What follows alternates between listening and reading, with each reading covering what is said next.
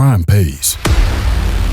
I had to hold my best friend when somebody shot him 4 times in the head and knocked his head off. When I was in the county jail, I have to prove to my children, this is mine.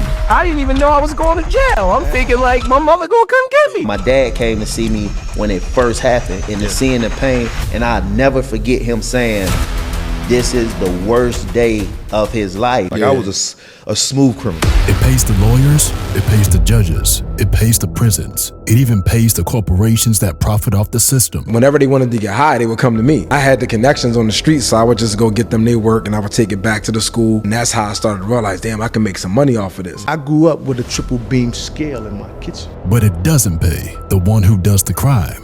Every year, nearly 700,000 people are released from U.S. prisons carrying the weight of a criminal record that strips them of opportunities. Did 3 years in state prison, but I did 3 years in Bayside State Prison in Jersey. The charges was drugs. I went to court. They gave me 40 years. I got my first conviction at 15 because I served my first sentence at 16. I ended up going back in front of that same judge, and dude was like, man, you getting 5 years. And he was like, and I'm gonna reinstate the 10 years probation. Lights out, time to go to bed, whatever.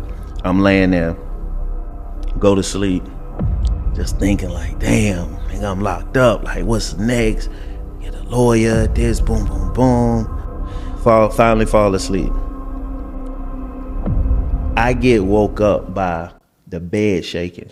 Guns were magically put into our neighborhoods. Drugs were magically put into our neighborhoods. And when you take drugs and guns and add poverty, like, what do you think you're gonna get? 1 in 3 black men can expect to be incarcerated in their lifetime. Billions are spent every year on mass incarceration, but pennies go toward rehabilitation or re-entry programs. And for those behind bars, the system isn't just punishment, it's profit. Got into gangs. I started, hanging with people that's doing drugs. I went to him, I was like, yo, bro, I'm trying to get right. He's like, all right, I'm gonna give you a little something. I come from back there after stashing mine, and just so happened police pull up. Boop! I'd have been kidnapped multiple times. I'd have been tortured. I'd have been left for dead. Aggravated identity theft, wire fraud, mail fraud, food stamp fraud, conspiracy. But what happens after the time is served? After the debt to society is paid? This is where the real story begins. I did something crazy.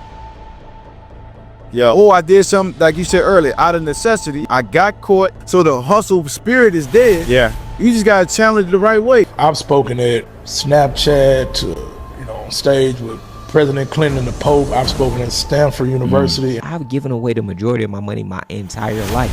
I think my first dollar was YouTube paying me $100. The next month, it went from like 100 to 17,000 in like a 2-month span. Crime Pays with Ash Cash and Jay White is the show that flips the script. We're here to tell the stories of men and women who turned tragedy into triumph, broke the chains of systemic oppression, and found a legit way to get paid on the other side. Because crime doesn't pay, but redemption does. Once we old enough to understand that a trap is laid, if we walk back in it, we're the fools. Give me the rock when it's clutch, because that's what winners want. So in my world, giving me the rock is giving me the LLC. Tune into Crime Pays and hear how they did it, their challenges, their lessons, their wins. Crime Pays with Ash Cash and Jay White, where the comeback story begins.